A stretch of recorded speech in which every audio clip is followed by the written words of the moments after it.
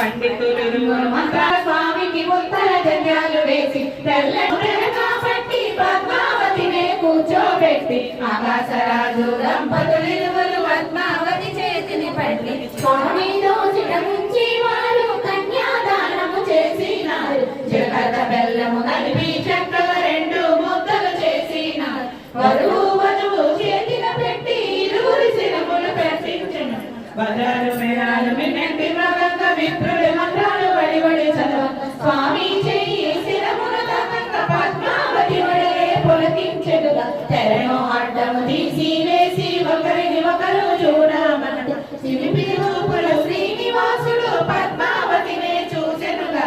చిరునగవులతో పద్మావతి మెల్లగా శిరమును ఎత్తెనుగా.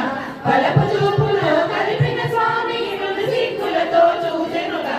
నూలు పోగులు చక్కగా పోసి పసుపు రాసి సూత్రము తెచ్చి వధువు వరుడు పూజలు చేయగా అందరి చేతికి అత్యంతలిచ్చి గట్టి మేడం పండితులు మంత్ర స్వామికి ఉత్తర జన్యాలు వేసి తెల్లగా పట్టి పద్మావతినే కూర్చోబెట్టి ఆకాశరాజు దంపతులిరువురు పద్మావతి చేతిని పట్టి స్వామి దోసిట ముంచి వారు కన్యాదానము చేసినారు. జగత బెల్లము కలిపి చక్కగా రెండు ముద్దలు చేసినారు.